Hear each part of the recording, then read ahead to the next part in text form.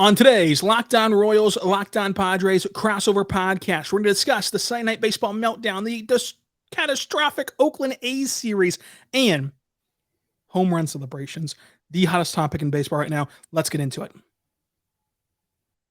You are Locked On Royals, your daily Kansas City Royals podcast, part of the Locked On Podcast Network, your team every day.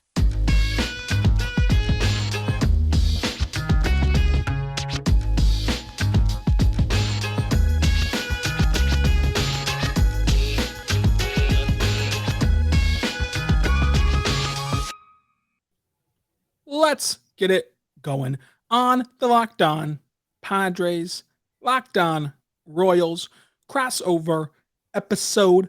I am your host, Rylan Stiles. My co-host on this crossover podcast is Javier Reyes, and we have some awesome topics for you. Javi, your team is fresh off of a disappointing loss on Sunday Night Baseball, which lost me my fantasy baseball game, which I am very devastated about. My team is fresh off of a catastrophic series against Oakland, where they lost 2 out of 3 to the dreadful A's and continued this terrible season. And I want to ask you a lot of questions about this burning weekend, and I think one of the burning topics around baseball. But let's start with this. Monday, after a loss like that on Sunday, and a series like Kansas City had, what is your best coping mechanism? Ooh, I like that. I like this. This is a good question. See, this is what, folks, for those who don't know, Rylan always messages me before we do our weekly crossover, and he's always like, all right, here's what we're going to talk about. But sometimes he tells me, I'm going to spring some stuff on you. It's always exciting. And this is a great question. The coping with loss.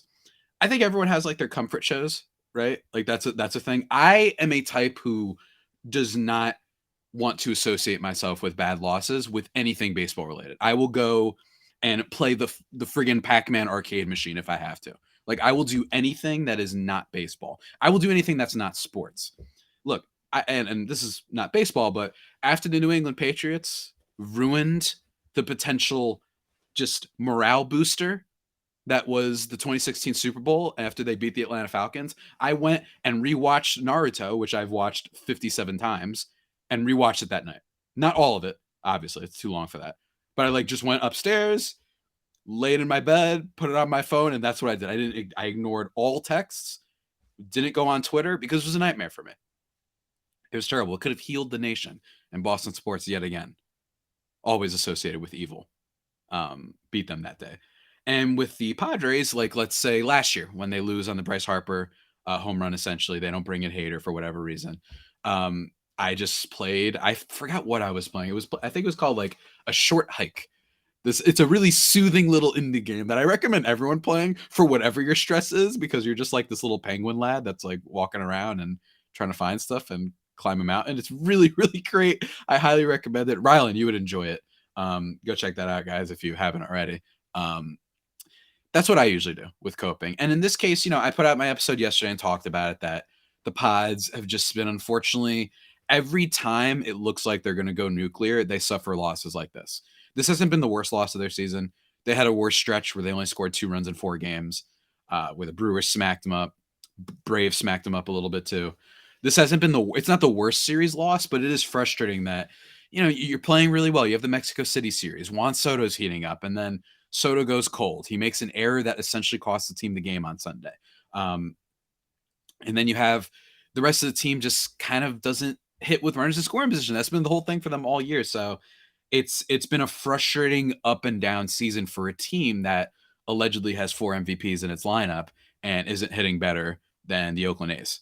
So it's just been really rough overall, I think, for the team. There's still a lot of hope. It's still so long, but that was a really long-winded way of me answering. Just do nothing that's baseball related. That's how I cope. Well, that's a great point. And after this series, I am trying to find ways to cope, healthier ways to cope, because the Kansas City Royals hosted the Oakland Athletics for a 3-game set. Lorenzo Cain retirement The ballpark was packed, Mm. and they dropped 2 out of 3. Mm. Brady Singer, who I have said for 3 years now has Cy Young potential, was terrible, arguably gutless in his loss and his outing. There was just nothing going right. Mm. But much like what you're saying, the Royals, obviously, you're not waiting for them to go nuclear. Yeah. But you are waiting for them to be respectable. Mm. Mm. And each time that you think that they can be respectable, the comeback from behind win in Anaheim, that was electric. Mm. Mm. Each That was time that electric. you think, well, this will be what sparks them. This comeback win, this good outing from this pitcher, this multi-home run, every time that you think, okay, this is going to roll into 2 games, into 3 games, into 4 games, and they're going to make their record look respectable. Every time that happens, it doesn't. They just go right back to being terrible. And they did it again in this series in the sense of they give us another marker. Sunday's win, where Yarborough's throwing good, then gets hit on a comebacker, and he has to leave the game. You have to make an injury replacement. Then you go in the bottom of the 8th and get insurance runs, and you win the game. And finally, back on the winning side, you take a deep breath. This should spark you as you enter a series against another downtrodden team in the Chicago White Sox. And we'll see if it truly will or not, but history says that it won't. So every time that you want to just get on here and rip the Royals for how bad they are, like I wanted to about the Singer outing, they do this stuff on Sunday where it's like, okay, this should be a moment that we look back at and say that's whenever they became a more applicable team. And I think that the most frustrating part for the Royals season is that they're not the Tigers. Like what the Tigers are doing right now, where they're 3 games under 500, but at one point this week they were 500, and they just keep flirting with it and hanging around and just like, everyone knows they're not good. Everyone knows they're not a playoff team, but that doesn't matter. They're playing some competitive baseball during a spurt of this season. The fact that they're not there is frustrating. But I also still, and maybe I'm stupid, but I also still don't think that they're this bad. I don't think that they're going to lose 150 games. They're not going to lose 120 games. But for now, it's dreadful. And so, Javi, with all that being said, I have yet another exquisite question to ask you, which I think is a burning topic around baseball, which I think we're going to disagree on. And it's about home run celebrations. Ooh. And it's coming up after this because we got to talk right now about our good friends over at eBay Motors, folks. eBay Motors is the place that you want to be at because eBay Motors understands that just like building a championship team and needing the right parts to be able to do that, you need the right parts to build the car that you want.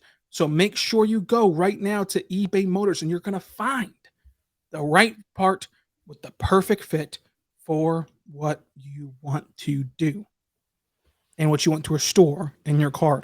So the next time that you need parts and accessories for your vehicle, head on over to eBay Motors. With eBay Motors Guaranteed Fit, you're going to be sure to have every part fit just right the first time around and add it to your ride using My Garage, and you look for that green check mark for the price to fit or your money back guaranteed, because just like in sports, confidence is key to building a championship team, making sure you have the right fit around your roster, just like on eBay Motors.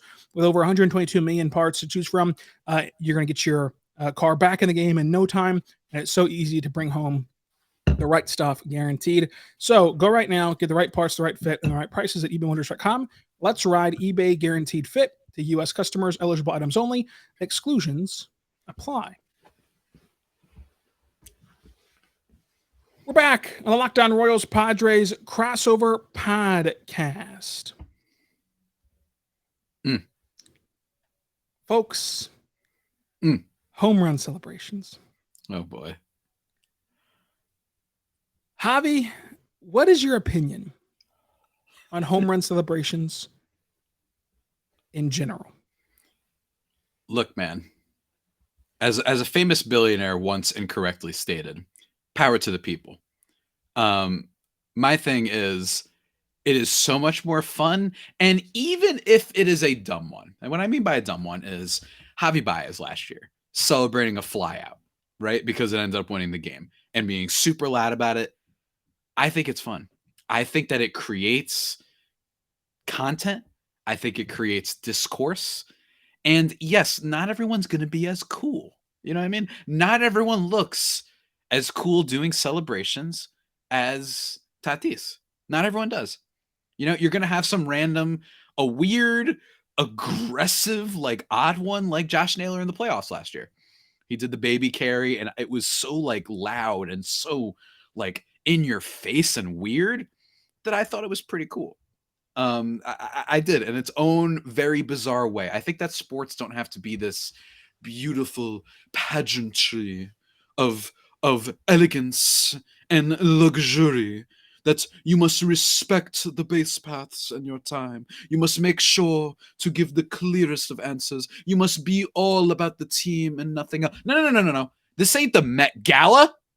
All right? This ain't that. It's supposed to be messy sometimes. It's supposed to be crazy. And Rylan, I do not care if you are lifting your finger. I simply do not care if you want to speak. I'm going to finish. And look at him doing the waggle. What are you, Matumbo, doing the waggle over there? I think that I am full support of them. And that the only unwritten rules I've ever been a fan of is like when, Jose Tabata like intentionally got hit by a pitch to take away Max Scherzer's perfect game. Other than that, celebrate away, my friends. Or if your team is down by like 12 runs and you start celebrating, that's the only one that you might be like, it just looks bad because the fans are going to be like, hey man, like what's going on? We're down by 12. It's cool what you did, but also like, come on, that's just me though. It is flatly ridiculous that the Royals, the Kansas City Royals, who currently today, not the UK ones, who currently today on May 8th, in the year of our Lord 2023, sit with a disgusting record of 9-26. Throw on a home run mask every time they hit a home run. That slices the lead to 4, cuts the deficit to 4, cuts the deficit to 1. Mm-hmm. You do not get a turnover chain if you're an 0-10 team. You do not get a home run celebration if you're a billion games under 500. If you're in the year of our Lord 2023, before May 10th, you're over 10 games out of a wild card spot. You do not get a home run celebration. You flatly don't. You look ridiculous. And I know it's a long season. And I know that the players should be proud that they hit a home run because it is important. Even if it's a lost season record-wise, it's important for arbitration because teams, if you don't hit home runs, will use it against you. I understand all of that. But there's a way that you can go about this without embarrassing yourself, embarrassing your city, and embarrassing your fan base. To put on that stupid, asinine mask every time you hit a home run, when your team doesn't have double-digit wins yet, is ridiculous. If you want to pull out a home run celebration that is team-wide, save it for August when you're in a pennant race. But when you break it out, when you're 9-30 almost, to break it out when you're 9-26, when you're 3-7 in your last 10 games, when you're presently double-digit games back of a wild card spot, 11 and a half games back, Javi. You have one of the worst records we've ever seen in the history of this sport that spans over 100 years. And you're wearing a freaking mask every time you hit a home run. That is just plain old-fashioned dumb. And some things are better the way they were before. I don't care about pitch framing, which we've discussed on the show previously. But I especially do not care for these home run celebrations unless you're a team that deserves it. It's like earning your dessert after you eat your broccoli as a kid. Okay? If the Dodgers want to have a home run celebration, by golly, have it. If the Houston Astros want to have one, if the Padres want to have one, you know who doesn't get to have one, though? A team that does not have 10 wins yet. In the year of our Lord 2023, May 8th, you don't have 10 wins to your name. In this putrid AL Central, you don't get a home run mask. I'm sorry. That's where we have to draw the line. We have to have some sort of line. And again, I am for the celebrations itself, but it makes no sense to do it from the word go for a team that's going to lose 100 games this year. And to do it when you're cutting the deficit from 12 to 4. It makes no sense to do it. Am I wrong? Am I the old man here? First of all, I want to ask one question. Do you think that in a vacuum that the mask is cool? In a vacuum, the mask is cool. You know what it would really be cool is if the Royals had a 20-8 record. It'd be really cool. But when that record's flipped on its head, it's ridiculous. For those who don't know, and if you're watching video, I'm going to hold it up to the camera real quick. It looks like Dr. Doom. It looks like MF Doom. It's a Marvel superhero freaking mask, which is really cool stuff to do if you win baseball games. And I will say, Dr. Doom would be insulted himself because he's all about being superior. You know, that man is all, he says his name in third person, for God's sake. I mean, he's always like, Doom is the Royals aren't even superior than the Oakland Athletics, and they're moving to Vegas. Look, I was alluding to earlier when I said that even when it's dumb, I enjoy it, and it's great. However, I think that people who are not Royals fans, if you're those people, and I haven't seen them, in fairness, like complaining about that stuff that doesn't affect you feels weird, and that feels a little bit more old man than me. You know what I mean? Just to me. But if you're a Royals fan and you're like, I don't like the mask, I at least understand it a little bit more. But I also must say, Rylan, it is also just a mask. It's so stupid. It's the principle. I absolutely adore that Seattle Mariners Triton after a home run. I adore it. Oh my God, that's the best. I adore it. But they win baseball games, right now. Hobby. Look, do the Mariners have double-digit number in the win column? Yes or no? So I feel like the good way for our impasse here is if you are an abysmal team, not like mediocre, not like, I think the Mariners have underperformed a little bit this year, if I'm not mistaken. They're 17-17. But they have that's like wins. You have double digit. You're competitive. They're not on pace to lose 150 games. I think you could also make the argument that at least it's given people something to be excited about with the Royals. It just looks stupid. Like, to me, I love whenever MJ hits a home run, but once he crosses home plate, I just have to look away.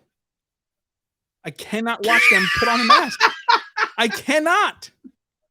You are such a boomer. When you have to change every the article channel. from MLB.com has every time that there's a home run hit, the feature image is them wearing the mask. And I'm just like, dude, they haven't won 10 games yet. 10. I'm not asking for a World Series. I'm not asking for a pennant. I'm not even asking for the division. I'm asking for 10 wins. 10 wins. Are they going to get 10 wins before May 10th? I think I'm struggling on this one because I've known you for a while and you're usually not very boomer about takes. That's the other thing. So since you are here, it makes me want to give it a little bit more credence because you've never done this before. You know what I mean? I don't remember. The only time you've done this was when you did your Salvador Perez thing that he has great character because he doesn't cheat the system on the catch frame, which is the best take anyone has ever had in the history of Locked On MLB. The whole network is the best take that he said, I don't care. He puts it in the seats and he's not trying to cheat the system. He has great character. That's the best take anyone's ever had.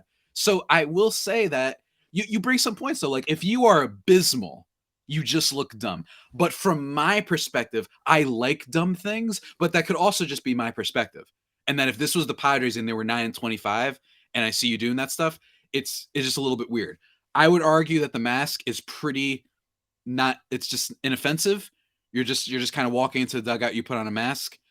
And yes, we must mention next week we got to do the power rankings for best celebrations because I'm sorry, Padres fans, but that trident is so freaking cool. It's so good incredible. whenever they have it. And out. I'm a fan of it, and they should keep doing it. But they're not a 150 loss baseball club. Yeah, you raised some good points. I would love the listeners to give their thoughts. I really would. I would love people to give their thoughts on the mask thing, about home run celebrations in general. And let me be clear as day I'm too. conflicted because I kind of like that you have this dorky, terrible team that works. Let me be clear as day. Let me be clear as day too. If the Royals' record was the Tigers' record, and we knew, hey, the Royals are still going to lose 100 games or 90 games or 85 games, and they're not going to make the playoffs, but at least they're playing competitive right now, and they want to wear a mask. Okay, cool. But hey, guys, let's leave the mask in the clubhouse. All right, if you're only going to win 9 games. If you're not going to get your double-digit win by May 9th, by May 10th, let's leave the mask at home, okay? Is that fair? Again, it's not about winning a World Series or being a playoff team. That you don't got to wait till this special moment to start celebrating. You can celebrate, but not when you've won less than 10 freaking games over a month into the season. 2 things. My last 2 points. Number 1 is pro. And that is, my pro reasoning is, in order to have the fun, you're going to also have to the good deserved fun, like your Mariners, like your Padres, like whoever, like the Braves, whatever it is. I remember Guillermo Heredia ran out with his paper swords. But do you remember the Mariners? No, I'm not done. I'm not done. Don't let me forget my train of thought. But do you remember whenever the Mariners started that river dancing thing last year? Like they circled around and started kick dancing, whatever that's called. Yeah, they didn't start that in April. They started that post-trade deadline whenever they knew they were in the chase. And I'm not saying that you have to wait that long, but by golly, you got to wait till your 10th win. I think that in order to get the fun celebrations, you have to take the bad with the good. I think that is my first point. And that if you want to get the really well-deserved ones, you're also going to have some dorky ones. Like I mentioned with Javi Baez, his home run, it's like, yeah, in order to get the cool Tatis ones, you're also going to get some dumb ones that at least will be entertaining for us to make fun of, right? I imagine people are very entertained by you losing it right now. And now for my second point, the Padres, they used to have the swag chain. They spun it around. I remember Don Orsillo, hey, I love it when they spin it. He's spinning it around and Tatis hits the home run. They give him the swag and everything. Then the collapse happened. And you know what felt weird and makes me understand what you're talking about? Seeing them have this swag chain when they're having the biggest collapse in franchise history. It just feels weird. Was it deserved for that player? Yeah, of course. But I understand what you mean where you just look a little dumb when you have these celebrations and your team is doing what's going on right now. It's not as much a reflection of an individual player as it is just the overall culture of the team. So I guess that I didn't hate it because my thing is also I just like, whatever. I still like seeing the chain. But I can understand that if you are a losing ball club, like a bad, something astronomically bad. And not like the Mets last year. I still hate that everybody acts like the Mets choked last year. No, they didn't. They won 100 games and the Braves are really good. Stop. Not like that, but if you're pulling a Padres or the Royals, that's my thing in favor of you. So not in favor is, in order to have the good, you have to take the bad and the silly, dumb things. But in favor of you is, hey, I remember what it was like when the Padres had this. So I don't know. I'm a little bit split on this one. You've somewhat talked me into it. Well, I talk about Sunday Night Baseball coming up, but to tie a bow on this, just so I shed my boomerism. Look. I don't even care. I wouldn't even care if the Royals were 14-12 right now. Or even if they were 12-15 or 12-16, if they were somewhat just in the ballpark of respectability, and they hit 4 home runs in the top of the first, boom, boom, boom, boom, boom, and down the line, everyone wore the mask. But then they give up 6 runs in the 8th and lose the game. I wouldn't go back and say we shouldn't have worn the mask in the first inning. That's not any. I don't think that anyone's wrong for that. Celebrate in the moment, but you cannot do it when you're a less than 10-win team. So like if the Mariners hit a 3-run shot off the Astros in the 6th, and they plant the Triton outside of the dugout or whatever they do with it, and then they lose in the bottom of the 9th, that's perfectly fine because in that 6th inning you deserved to celebrate, and on an individual basis, you do deserve to celebrate your own home runs because, like I said, it's a big deal for arbitration, and all these players pretty well are in that arbitration area. But don't make it a team-wide celebration like a turnover chain. You know why the turnover chain was cool? Because the Hurricanes were undefeated for 90% of that season. It wouldn't have been cool if they were a 1-10 ball club. It just wouldn't have been. Flatly. Coming up, let's talk Saturday Night Baseball. We're back on the Locked On Padres Royals crossover. Javi, your team was on Sunday Night Baseball, and I got 2 important anecdotes about that broadcast. First and foremost, that's just a general opinion, because it did not, affect your team specifically. We've seen players get mic'd up in live games, at all-star games, at home run derbies, at spring training games, but over the course of these last couple of weeks, we've seen them get live mic appearances, where Jazz Chisholm is in the middle of an at-bat, and they're asking him, what are you looking for here? While the catcher is crouched down right underneath him. Where Mookie Betts is playing the field in a division rivalry game, and one of the best rivalries that we have in this sport, and a very important game for the standings coming at the end of the year, because even though it's early, every game counts and every game measures up at the end of the time, because I think that we can all agree the Padres and Dodgers are going to be separated by 2, 3, 4 games max. So every game matters. And so what is your opinion on miking up players in the midst of live regular season games? It's tough because you obviously want to get the stars, and the stars more often than not are probably going to be a position player. So if you want to talk to Machado for a long time, like that, because then you can't only interview him in the dugout, and then the Padres go 1, 2, 3, and then he goes out, and you're like, all right, we'll leave you alone for now. We'll talk to you in an inning or so. I wouldn't mind it, because then it spreads it out more. But I can understand there's just a producer how TV is made type of situation. I like it when they do interview the pitchers, but then also, do you want to just only interview pitchers? Like Blake Snell on his off day is great. That guy's always a great interview. Every time they have him on, there's a reason why. If you're watching Padres games, they always have him on. The clip of him asking what WRC Plus is went viral. That was really funny. I was like, is that Rylan? By the way, speaking of that, can we stop with the comment section? If you're a major league announcer and you don't know what WRC Plus Panda Express is, then you should be fired. Like, no, dude, nobody cares. Nobody cares what WCR plus 2- is. Dude, he doesn't deserve to lose his job over that. I agree with those comments. I do agree that they should probably have a little bit of an idea, but these guys are older, and no, it doesn't matter. It's a made-up stat. You can watch baseball.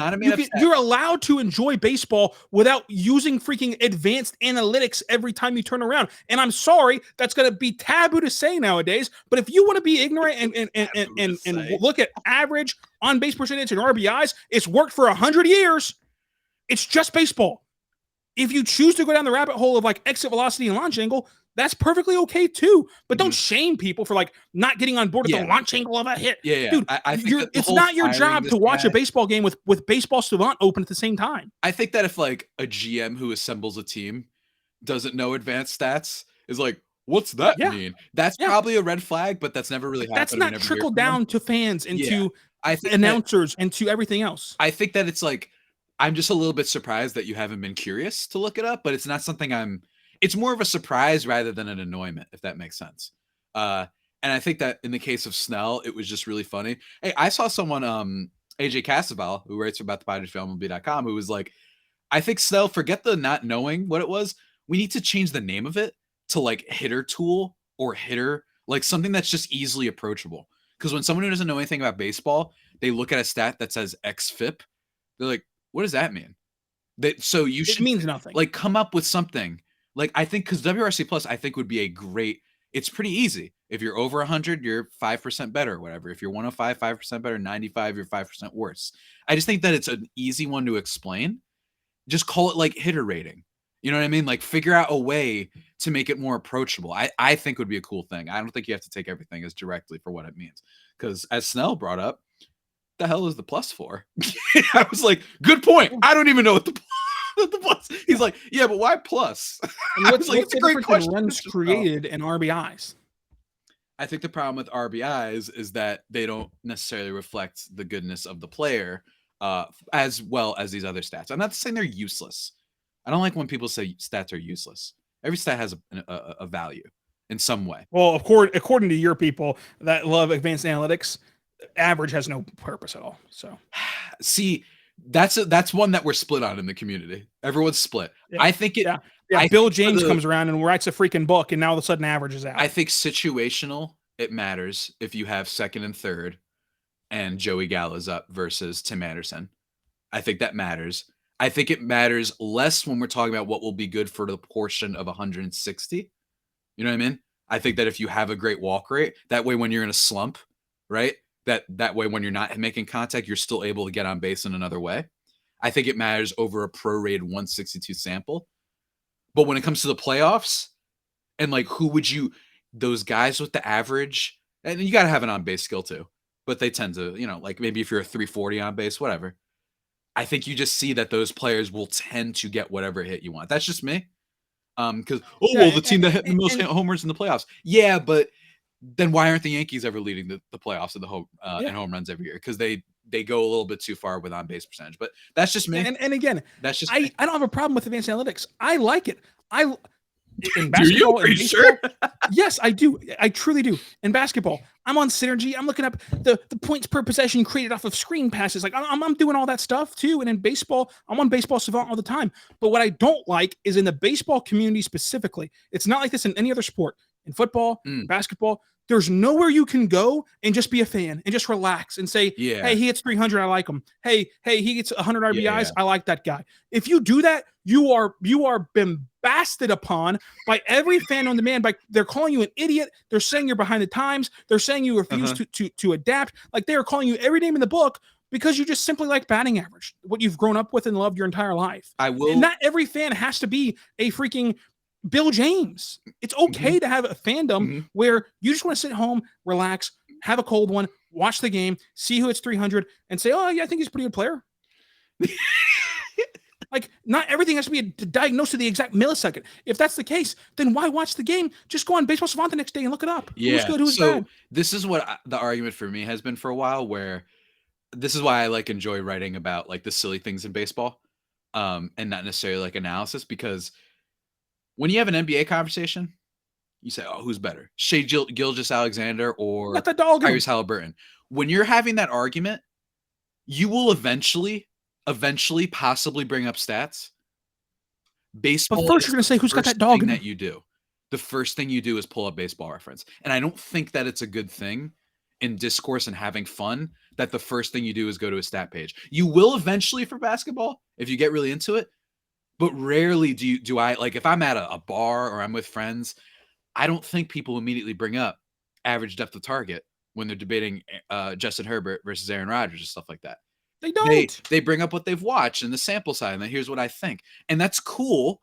And stats are important, but I get what you mean about the conversation. And that and they're important for owners and for GMs and for managers. They're important.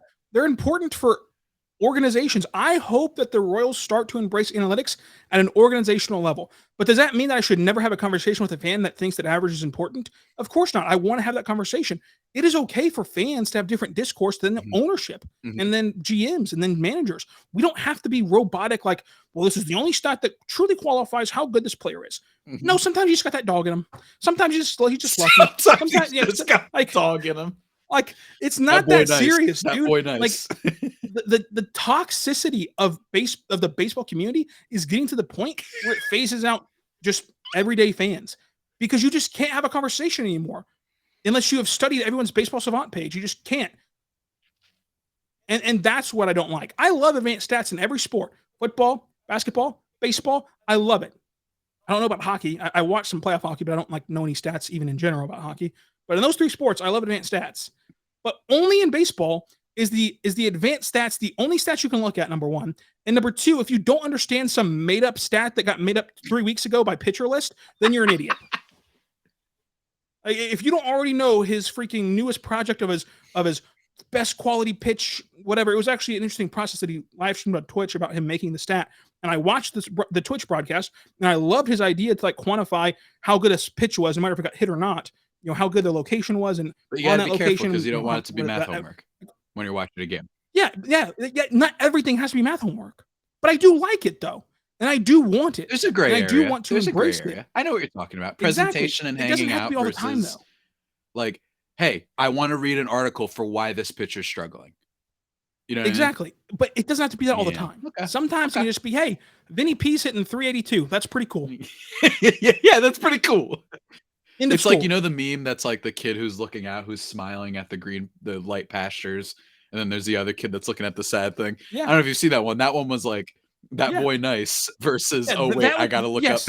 You know what I mean? Like it's a Yes, nicer that would life. be I know that what you would be mean. like on the happy side it'd be Vinny Pascantino's hitting 272.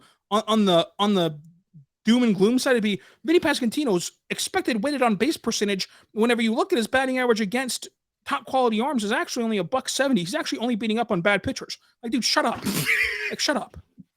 Like, let us have some fun for a second. Uh-huh. We need more fun. Now, when it comes to evaluating players in the sense of like who the Royals should sign, who they should pay, yeah, dig deeper, find the answers, but don't act like Vinny P's not having a good season. It's the gray area. There's a middle ground that we're looking for, where I don't want to tune into Pardon the Interruption, and Mike Wilbon gets mad because we don't care about wins for pitchers anymore, and he's complaining about why is DeGrom going to win the Cy Young. It's like, well, see that stat. That's the one that I'm the most out on. Stop. And that stat has been proven to Yeah, that one has literally been. And the like, explanation is clear as day why it does not matter. Determine the offense. Hey guys, have you ever considered that like it's not the pitcher's fault if this or that happens? But like taking away batting average as if it's some useless, outdated Stone Age idea, just dumb. But yeah, you got to remove the Wilbon like I back in my day. But now all the I love when he was also right on this rant last week where it was like 30-year-olds and their analytics are voting on the Hall of Fame. I'm like, what 30-year-old is voting on the Hall of Fame? First of all, like, please explain to me what young person gets the ability to vote in baseball. First of all, and he was complaining about wins. Now that being said, I get your point. I think it's good. And that being said, yeah, I think that the broadcast thing.